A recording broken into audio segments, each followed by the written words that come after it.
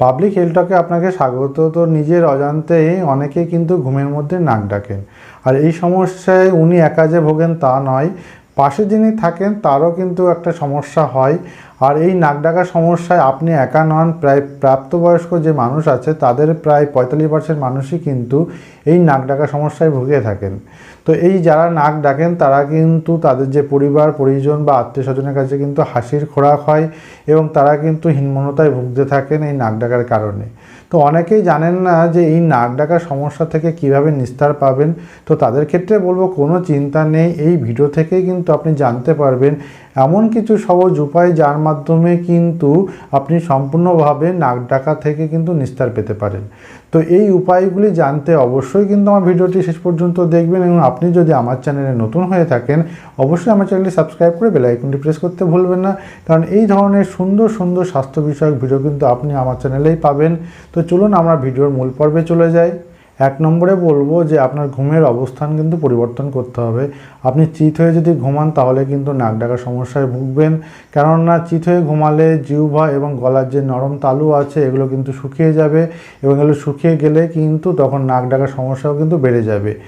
এই জন্যই বলছি যে আপনি চিত হয়ে ঘুমাবেন না, যে কোনো একদিকে কাত হয়ে ঘুমাবেন। তার ফলে দেখবেন এই নাক ডাকার সমস্যা অনেকাংশে কমে যাবে, এবং এই সমস্যা থেকে কিন্তু আপনি নিস্তার পাবেন।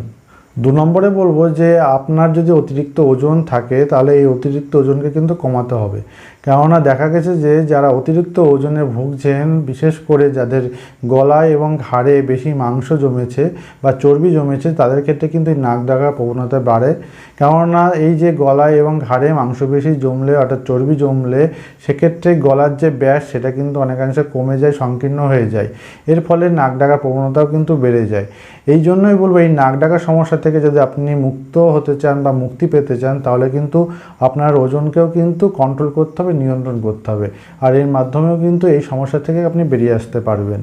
3 নম্বরে বলবো যে আপনি যদি নাক ডাকার সমস্যা থেকে নিস্তার পেতে চান তাহলে কিন্তু আপনি মদ্যপান করে থাকলে আজই কিন্তু এই মদ্যপান আপনাকে ছাড়তে হবে, কেননা গবেষণায় দেখা গেছে যে যারা মদ্যপান করছেন বা মদ্যপান করেন তাদের কিন্তু এই নাক ডাকার প্রবণতা বেশি। এবং আরেকটা জিনিস দেখা গেছে যে ঘুমানোর 4-5 ঘন্টা আগে যারা মদ্যপান করেন তাদেরও কিন্তু এই নাক ডাকার প্রবণতা অনেকাংশে বেড়ে যায়।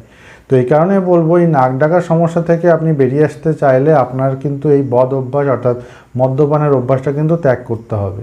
4 নম্বরে যেটা বলবো যে অনেক সময় দেখবেন সর্দি কাশি ঠান্ডা লাগার কারণে কিন্তু নাক বন্ধ হয়ে যায়। সেক্ষেত্রে আমরা যখন ঘুমাতে যাই তাহলে কিন্তু আমরা নাক দিয়ে শ্বাস প্রশ্বাসটা নিতে পারি না, আমরা সেক্ষেত্রে মুখ দিয়ে কিন্তু শ্বাস প্রশ্বাসটা নিই, এবং সেই জন্যই কিন্তু নাক ডাকার প্রবণতাও কিন্তু অনেকটা বেড়ে যায়।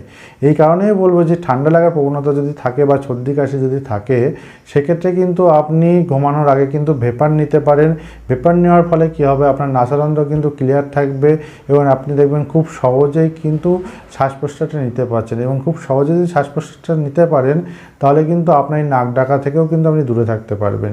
তো এই পন্থাটাও কিন্তু আপনি ভেবে দেখতে পারেন। 5 নম্বরে বলবো যে আপনি যদি নাক ডাকার সমস্যায় ভুগে থাকেন এবং এই সমস্যা থেকে যদি বেরিয়ে আসতে চান তাহলে আপনি যে বালিশ এবং বালিশ কভার ব্যবহার করছেন সেগুলোকে কিন্তু নিয়মিত আপনাকে পরিষ্কার করতে হবে, কেননা এই বালিশ কভারে আমাদের যে মাথায় যে নোংরা থাকে এই নোংরাগুলো কিন্তু এই বালিশ কভারে লেগে যায়, এবং এগুলো কিন্তু এক ধরনের অ্যালার্জেন পদার্থ। এর ফলে কিন্তু অ্যালার্জি সৃষ্টি হয়, যার ফলে কিন্তু আপনার নাক ডাকার প্রবণতাও বেড়ে যায়। তো এই সমস্যা থেকে বেরিয়ে আসতে চাইলে অবশ্যই কিন্তু এই বিষয়টা আপনাকে মাথায় রাখতে হবে যে নিয়মিত বালিশের কভার এগুলো কিন্তু পরিষ্কার রাখতে হবে। 6 নম্বরে যেটা বলবো যে আপনাকে কিন্তু বেশি পরিমাণে জল খেতে হবে, দেহকে কিন্তু হাইড্রেট রাখতে হবে। আর দেহ যদি হাইড্রেট থাকে তাহলে দেখবেন নাক ডাকার প্রবণতা কিন্তু অনেকটা কমে যায়, কেননা দেখা গেছে যে ডিহাইড্রেশনের ফলে কিন্তু দেহে জলের চাহিদা বেড়ে যায়, আর এর ফলে কিন্তু নাক ডাকার প্রবণতাও বাড়ে। তো এই সমস্যা থেকে যদি আপনি মুক্তি পেতে চান বা মুক্ত হতে চান তাহলে এই জিনিসটাও খেয়াল রাখতে হবে যে আপনাকে কিন্তু হাইড্রেট থাকতে হবে এবং ডেলি কিন্তু বেশি পরিমাণে জল পান করতে হবে। এর ফলে এই সমস্যা থেকেও কিন্তু আপনি বেরিয়ে আসতে পারবেন।